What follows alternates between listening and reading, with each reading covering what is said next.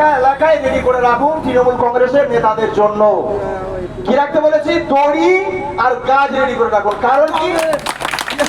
তার তো কারণ আছে। এবং সাধারণ ভোটারদেরকে বলবো, যারা আগামী 26-এর বিধানসভায় যারা তৃণমূলকে ভোট দেবে, অন্তত হাই রোডের উপরে একটা করে জায়গা ঠিক করে যাবেন যে কোথায় বসে, কোন জায়গায় বসে আপনি ভিক্ষাটা করবেন, কোন জায়গায় বসে ভিক্ষাটা করবেন সেই জায়গাটা চিহ্নিত করে 26-এ গিয়ে তৃণমূলকে ভোট দেবে। কারণ হচ্ছে 26-এর পরে আপনাকে ভিক্ষার থালাটা হাতে করে নিয়ে রাস্তায় বসতে হবে, কিচ্ছু করার নেই।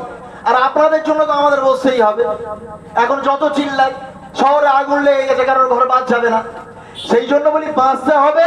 কারণ এই দেশটা তৃণমূল কংগ্রেসের বাবাকেলি দেশ নয়, এ দেশটা, এ রাজ্যটা মমতা ব্যানার্জির বাবাকেলি রাজ্য নয়। আর এই রাজ্যটা অভিষেকের পিসির বাবাকেলি সম্পত্তি নয় যে যা খুশি উনি তাই করতে পারে।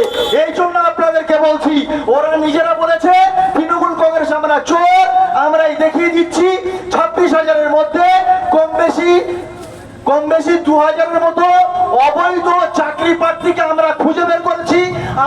আমরা চাকরি দিয়েছিলাম, টাকা নিয়েছি, চাকরি দিয়েছি, অর্থাৎ আমরা চোর। আমরা আপনাদের কাছে প্রকাশ করছি আমরা চোর। অর্থাৎ ওই সমস্ত চোরেদেরকে কাছে বাঁধা ছাড়া আর কোনো রাস্তা নেই আমাদের, আর কোনো রাস্তা নেই। এতদিন ধরে আমরা বলতাম তৃণমূল কংগ্রেস চোর, তৃণমূল কংগ্রেস চোর, আর তৃণমূল কংগ্রেসের চোরগুলো বলতো আমাদেরকে চোর বলছে, দিদিমণি খাচ্ছে, আর আমাদের চোর বলছে। আবারও বলছি কুলপি দাঁড়িয়ে তৃণমূল কংগ্রেসের নেতারা চোর চোর চোর। এটা আমরা বলিনি, এসএসসি বলেছে, মমতা ব্যানার্জি ক্যাবিনেট বলেছে যে আমরা চোর, আমরা তৃণমূল কংগ্রেস আমরা চোর। এটা এসএসসি বলেছে, আমরা নয়।